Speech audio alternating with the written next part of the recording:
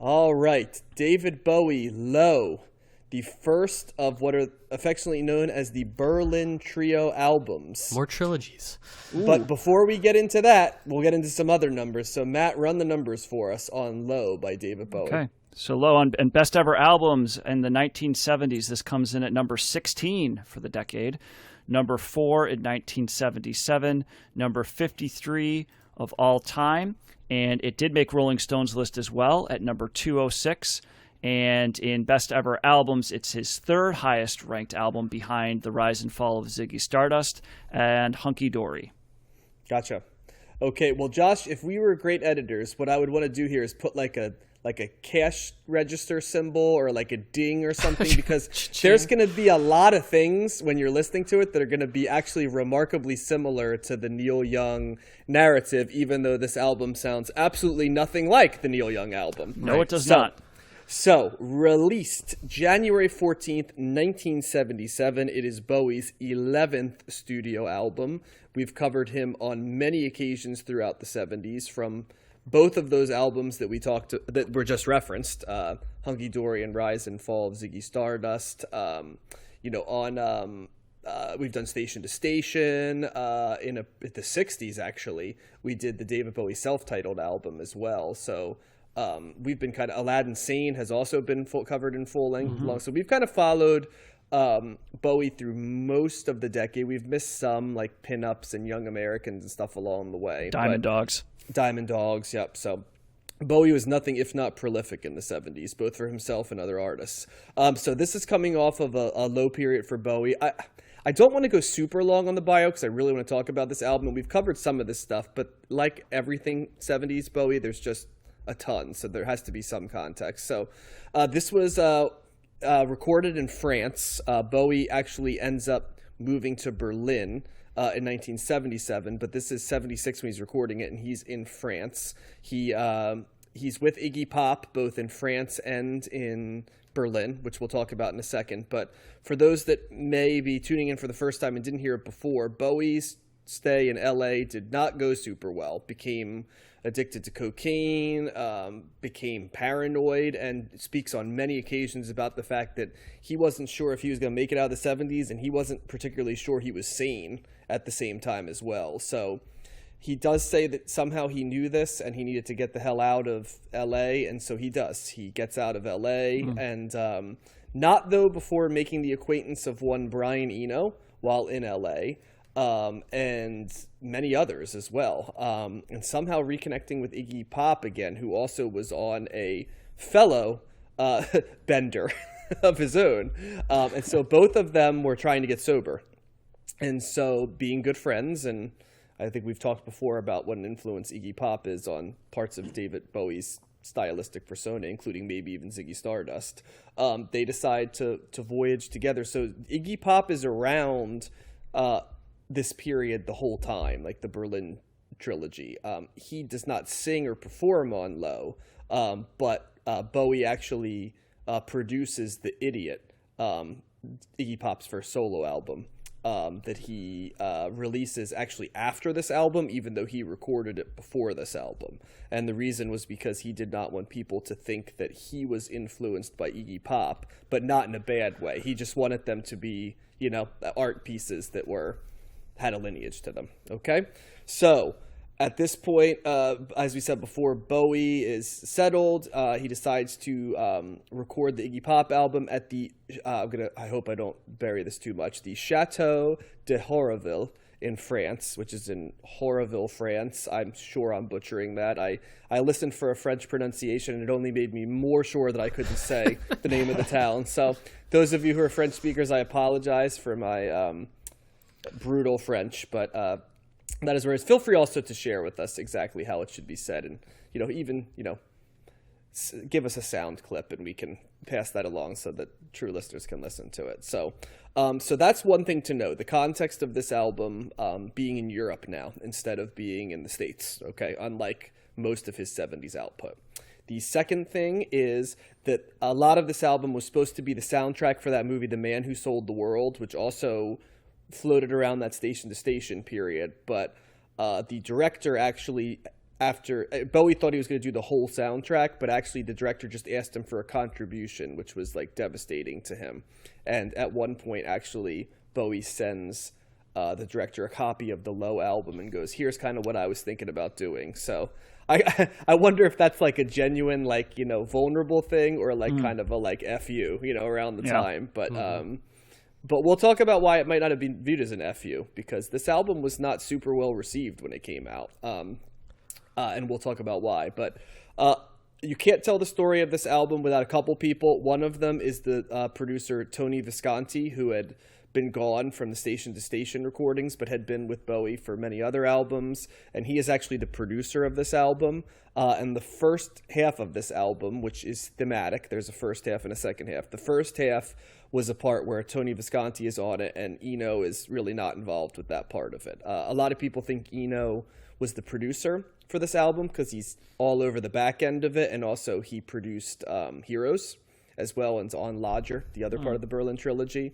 But he is actually more of a player on the album on the back end of it, with piano and synthesizer stuff like that. And also he is like kind of the spiritual, not like in the spirit, but he's kind of the I guess the wise man, so to speak, on this with the sound. And it doesn't take a genius to figure out that this music was, you know, influenced by the atmospheric ambient stuff of Eno, as well as the krautrock stuff.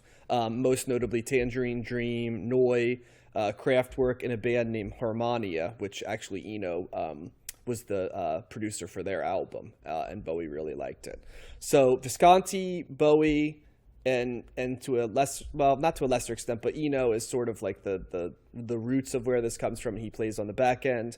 Bowie actually brought back his band from Station to Station, as well as two other people, including a piano player, to add to the band. One thing to know about this album as well, another thing to do, because I've added some things before, is that RCA, the record company, did not want to release Low, and didn't for 3 months, fearing it would be a critical failure. And in particular, that it was unsuitable for the Christmas season. So it got, which I thought was hilarious. It received almost no promotion from RCA, and actually Bowie did not tour behind it. He instead toured with Iggy Pop as his keyboard player, where he basically would kind of hide in the back of the stage nondescript and just play keyboards on Iggy Pop's tour. Wow, weird. So yeah, no tour.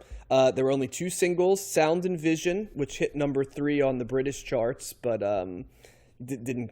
I mean, it did make the Billboard top 200, but I think it was in like the 50s or 60s, somewhere along the line. And actually, they released "Be My Wife" as a single as well. The album, despite not being thought of highly by RCA and no tour, and the fact that critics were very split on it, sold well and actually peaked on the album charts at 11 in the United States and number 2 in the UK. The album is 2 parts. The first is much shorter songs with some lyrics that Bowie considers to be personal reflections and thoughts. And the second side, which is mostly instrumental, is largely about Berlin and some surrounding areas, including like Warsaw, right, which is the song that we actually covered at the beginning. The process of this album was really interesting. It's carried over from how he did The Idiot for Iggy Pop, which is an album we will cover, by the way, in Cold Listen Hot Take. The start of the sessions consisted of Bowie and the rhythm players running through the backing tracks quickly, beginning in the evening and continuing into the night. And that is why this album is often described as atmospheric, and Bowie has described it as much. He said it's as much about creating an atmosphere and as a mood as it is anything else. And what would happen is that then Bowie would sort of give feedback as to how the sound should come about as they played. The album had no deadline from the label, nor a planned musical structure. It was basically just they went in and kind of found their muse, and so they were upbeat and relaxed. A couple of the players, most notably the bass player Alomar, who was in the last album as well. I always want to call him Sandy Alomar, right? The baseball player. And I will. It's Carlos Alomar is the name. I remember that right there. So Carlos Alomar was kind of resistant. He said, "I didn't want to do Eno's avant-garde bullshit, but basically he warmed up to it and he accepted it, and they basically lived in what had been a commune, the chateau, right? There are some interesting stories that apparently like a bunch of people got like dysentery from the food and stuff, but for the most part it was considered to be a happy period where Bowie was kind of getting his life together, as was Iggy Pop and stuff. And so let's talk a little bit about things that people talk about with this album and why it's so well thought of, right? It is considered to be a large inspiration for late 70s and early 80s art rock, synth rock, experimental pop, all that good stuff, right? It's a seminal influence on those sounds. New romantic is another genre that is largely influenced by this. It also has, and I don't know if you guys caught this, but it's there, a very distinctive drum sound. That's something that comes up consistently. It is most notably the fact that the drum player, who is Dennis Davis, would play the drums, and then Visconti, the producer, would run it through the Eventide H910 harmonizer. How's that for a instrument name? And it was a pitch shifting device, the first commercially available one. And so it could alter the pitch of the sound of something without changing the speed, which would be sort of like a game changer for like the crispness of the sounds and stuff like that. You would start to see people mess around quite a bit with synthetic drums and stuff like that.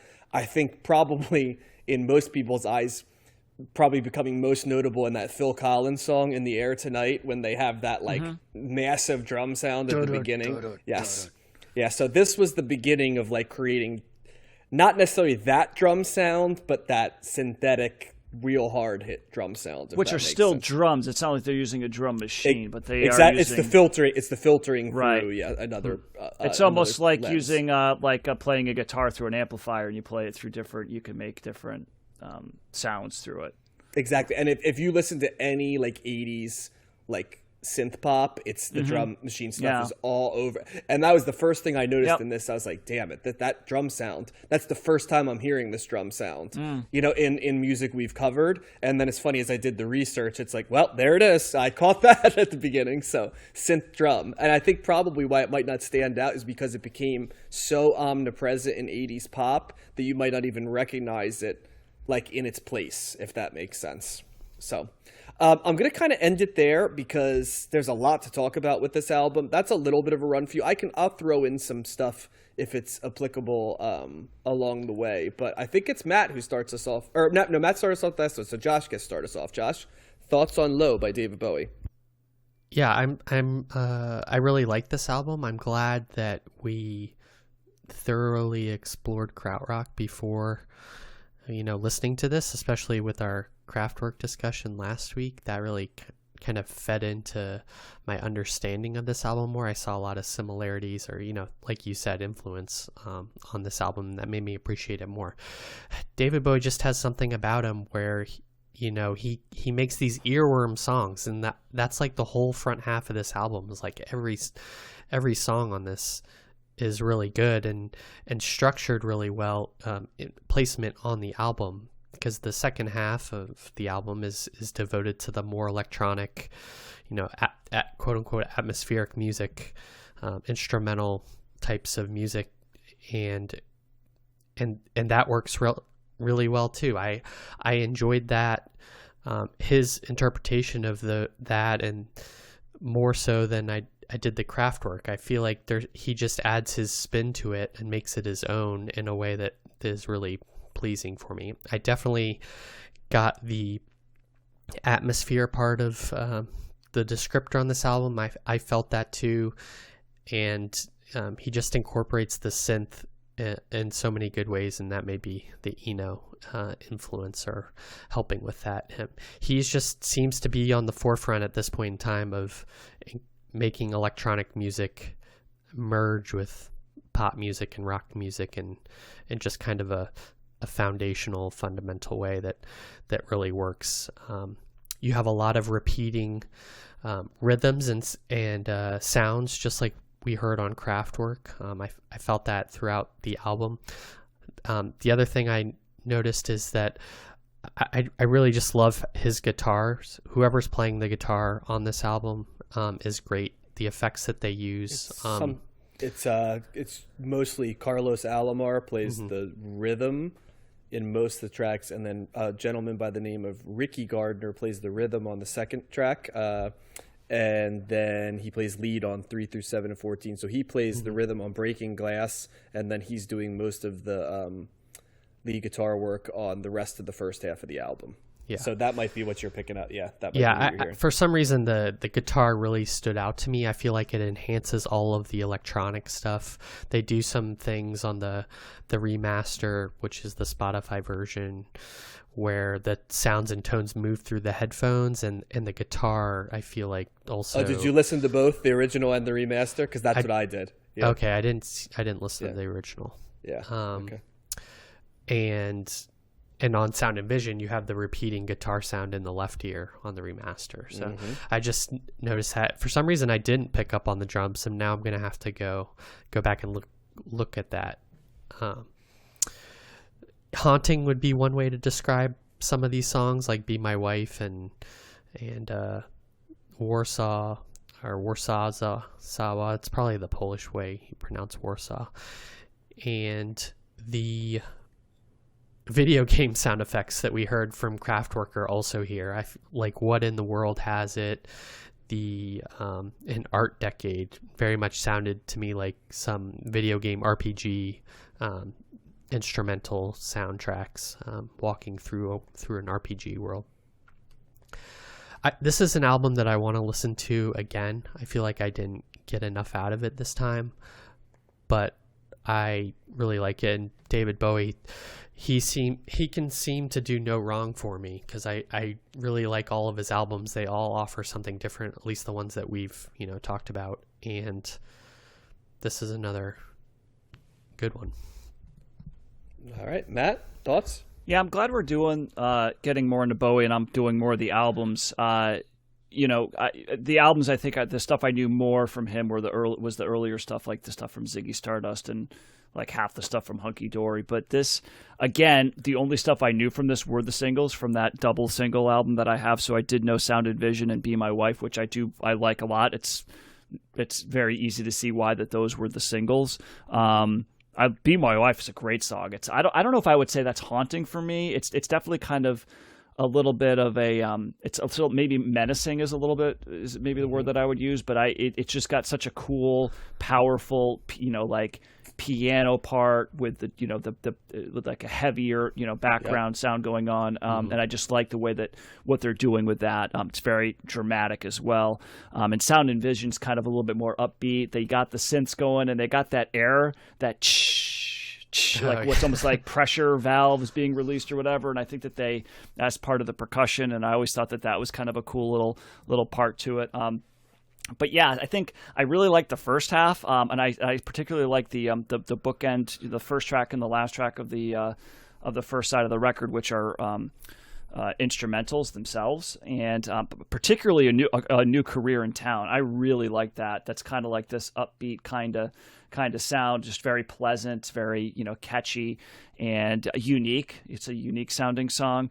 And as far as I did pick up, not so much on the drums, John, but I was definitely thinking 80s, just got the 80s sound. And now that you say that about the drums, I think I was focusing a little bit more on maybe the synths. But I think you're absolutely right. That the drums have certainly they're filtering them through something. He's actually playing a drum itself, not like just a drum machine or through a synthesizer, but the way that they're amplifying it or whatever tones that they're putting onto, they're putting some effects on it that definitely give it that feel. So I didn't pick up on it right away like that, but I definitely see what you're saying with that. What in the world? You're talking about video game? That not only is that a video game sound, that's a very specific video game. That sounds like Pac-Man eating his pellets. Yeah. Like exactly. Like I felt like that was like playing a Pac-Man game. So that might have been my least favorite song on the album, and which is not too bad because it's on the shorter side. So I thought that was it was fine. It just that noise was a little bit too present for me, I think, the Pac-Man pellets. But Breaking Glass was great. I wish that was longer. I was just that's under 2 minutes, and I was like, really? He's stopping it now? Oh man, he could have done another verse or two with that. So wish that was a little bit longer. The second side, very interesting second side there, and it's I think I like it overall. When I first heard it, I was kind of taken aback, and I was like, whoa, okay, this is. And again, I was kind of getting a little bit of the same feeling as I did when I listened to that Kraftwerk album. It's kind of got that to me is haunting, like the second side of that. It's a little bit more of like a soundtrack of a dystopian type of world or whatever, that. Yeah. That is the one, by the way, that Eno's all over. Yes. And that's the interesting thing too, because when I first listened to this, I didn't think of Eno. And then, like, after one or two times listening to it, I think I read somewhere something about Eno, and I was like, of course, that's exactly what this is. That makes total sense. So I liked it. That's definitely. But I think that the second side, I think I got to be at a little bit of a specific headspace or a specific time to listen to it. I think the first side is much more easily accessible and much more listenable at various times. The second, more like traditional Bowie, right? Yeah, which and the second side's great, but I don't think I'm always going to want to listen to that. That might be more of a specific time and place, but I do like it. Sherry actually said, she's like, at one point, she's like, I feel like this is like music at like a spa, and I was like. Yeah, kind of, but a very creepy spa at that, because spa music's like this, but a little bit maybe happier or a little bit more of a brighter tone. This is darker, I would say, but yeah, it's very cool. That the second side is very cool. They are all distinct and different, but they all do have that undertone of creating that atmosphere, and the atmosphere doesn't really vary a whole lot, although he's doing different things with it. But I think that's another. I think both of this album and the Neil Young album that we were just talking about, the second side, are great evening albums, like just kind of like meditative, kind of want to just sit down, relax, kind of maybe have it in the background, but you could still really focus on it and get something out of it. But, but creating that atmosphere that's very, it's very full and it's emotional too, great album, very good, and just exposing me to so much more Bowie than I had known before. I don't know exactly how this ranks. I want to say that I think I like Station to Station better than this, but I still liked this a heck of a lot. So Well, I mean, this album is so good. Like, I've always said this is my favorite David Bowie album. This isn't going to change my mind. It's a combination of, it just hits me perfectly. And this album has always held a very special place in my heart because I heard it for the first time when I was about 14 years old. And it was like getting a code book to so many types of music that I liked to figure out like a blueprint back to where stuff came from. And I'll give I remember the first song I heard from this album, because the song that got me to it was Sound and Vision, which obviously is as an entry point. That's the easiest entry point. And I mean, you get exactly that framework of the Kraftwerk stuff, but with even more of like a tight pop sensibility, because it's only 3 minutes and 3 seconds, right? But he accomplishes kind of what like Trans Europe Express does, but in 3 minutes and 3 seconds. Sort of like, it's like taking, I remember the first time I heard it, in my head I said, it's like taking blocks and continuing to build up like a block, blocks on top of each other, because there's a baseline, right? And then a block's added to it, and then a block's added to it, and then a block's added to it. It ties it back to the blocks before, but there's always something. So you get something as simple as the like dun dun dun dun dun dun, dun, and then like he keeps adding stuff, and then the rhythm deviates but kind of goes back, and it's like the math rock type deal, but in like the best, most pleasing way possible. So I just always enjoyed that song because it's, as Josh said, it's an earworm for sure. It's also like, at the time when I first listened to this, I was really into trip hop for the sounds, and the atmosphere. And I remember, before I ever read any real music criticism, the first thing I thought about this album is, I want to know where he is. It just, the sense of place in this album was remarkable to me. Like before I knew there was something called the Berlin Trilogy, before I knew that, the second half of this album was kind of about like Berlin and to some degree like Eastern Europe, you know what I mean? The idea of the sparseness and the sound, of the feeling of it. And I think you guys, Matt even just mentioned it, right? Like there's this like idea that, and Josh, you did too, like this idea of place, right? Atmosphere. And obviously Eno has that too. Like Another Green World had that same thing. Yep. You're like, well, what is this other green world? I'm curious because there's all of these sounds and it evokes a place. And I mean, Warsazawa and Subterraneans and Weeping Well, they're just fascinating songs that you can just put headphones on and just kind of get lost in them. And the fact that he's able to kind of evoke the same feelings in me that Kraftwerk did with sort of their metronome-like sounds mixed with creative touches in such shorter compositions is pretty remarkable too. The production on this album is fascinating because it reminds me of that Noi album, but like if you took and put like modern varnish on it. And I haven't even mentioned but there's always crazy things about Bowie, like the fact that he's such a good saxophone player is amazing. And so you get it and you're like, God, that's an incredible saxophone. Is that him on Subterraneans? That's him on Subterraneans playing the saxophone. Yep, he plays the saxophone. Both times you hear it on the album, Sound and Vision and Subterraneans. He's the saxophone player on both of them. And, he always has good musicians around him. The synths here it doesn't overwhelm it, even though it's sort of like the robot pop, right, type feel, the crowd. It doesn't overwhelm it because there's a humanity.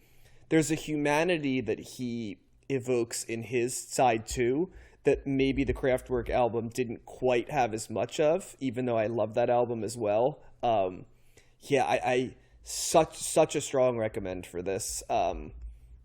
It's my favorite Bowie album. We're gonna do Heroes. I don't think we do Lodger. We're gonna do later stuff. But when people, and this also, Matt, is a perfect example. Like I think of the difference between how we both experienced Bowie, because to me, it's like incomprehensible that you can do Bowie without this period of it, right? And it's incomprehensible that you would think of Bowie as a singles guy at this period, right? Because it's all about the album, right? And kind of what he's doing on the album.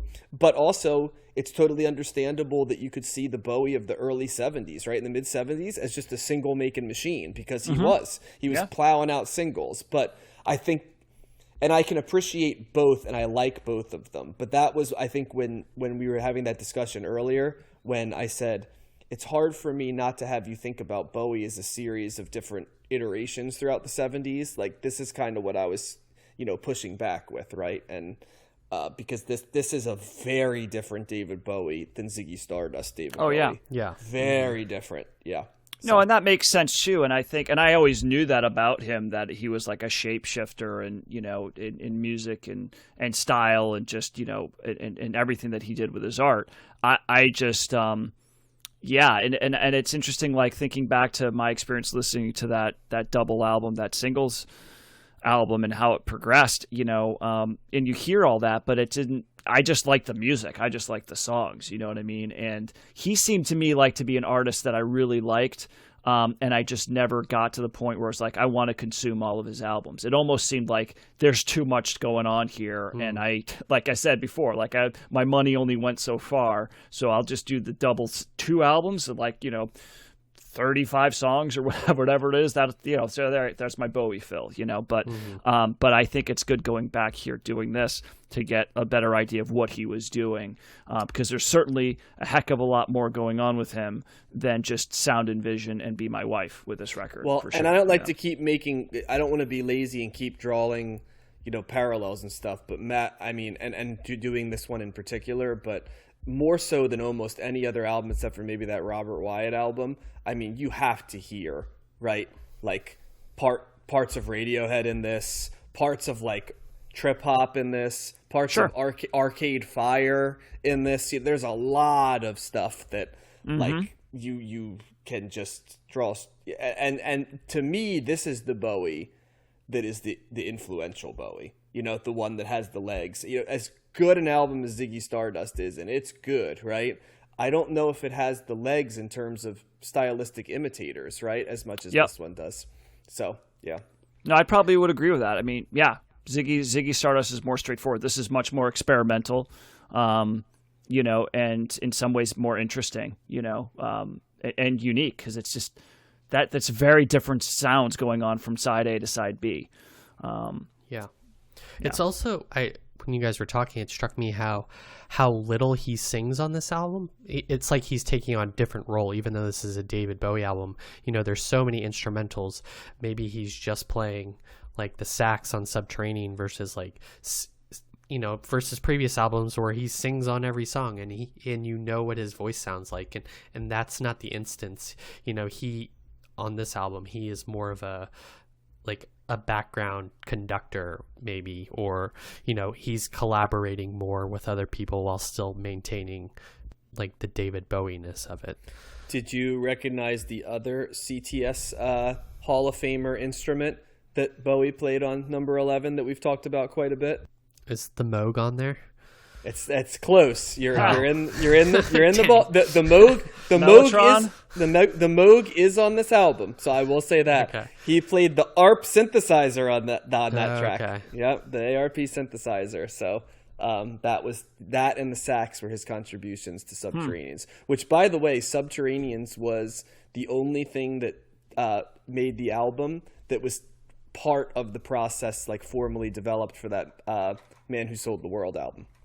So if you want a little bit there. So I think him and Eno work so well together too. They're just so like symbiotic in some way, or on the same wavelength, and work, and that their musical tendencies or ideas work so well together. Well, and I want to throw in, and maybe this will be as good a point to end because we're going to be talking about Heroes soon, but it's also, while there's the the Berlin Trilogy, which is interesting because Lodger doesn't really sound as much like these two, whereas Heroes is specifically designed to be an exact sequel to this. We're also going to, they also, the Iggy Pop albums get lumped in with this, The Idiot and Lust for Life. And I know we at least do The Idiot, I think, in Coldless and Hot Take, but knowing both those albums very well, that they're also going to be vital to the telling of the story here because they're swimming in the ether of this album. So, okay. Yeah, I think I know both of those albums better than I do Heroes. So that's interesting. Huh. Yeah, I mean once again, the only single I think on Heroes is Heroes. And then, the rest is... Although you may recognize sounds because there are some samples that I think you'll recognize. But, yep.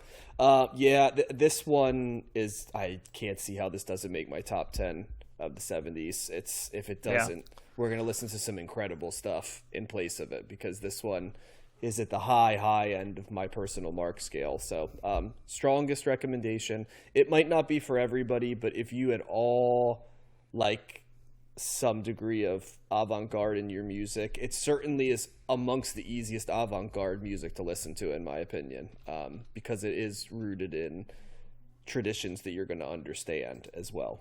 So